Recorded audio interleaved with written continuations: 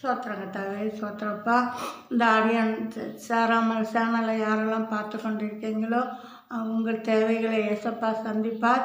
எனக்கு சந்தித்தது போல் உங்களுக்கும் சந்திப்பார். என் சித்தம் இல்லை, உங்கள் சித்தம்.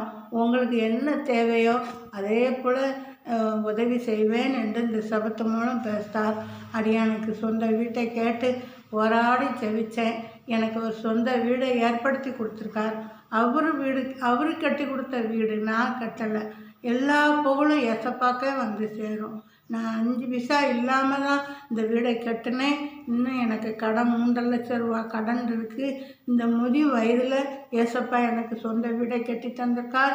இந்த இடத்துல இருந்து அப்பா நான் ஜெபம் நடத்தணும் என்று ஏசப்பாட்ட கேட்டேன்.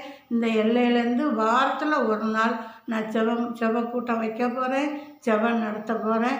உங்களுக்கு என்ன ஜெபம் தேவையோ, உங்களுக்கு என்ன ஜெப குறிப்போ இந்த சேனல் மூலம் என்னையோட நீங்கள் தொடர்பு கொள்ளுங்கள். என் நம்பர் சாராமல் நம்பர்னு இருக்கும். அந்த நம்பர் மூலம் நீங்கள் உங்களுக்கு என்ன தேவையோ என்னோட தொடர்பு கொள்ளுங்கள்.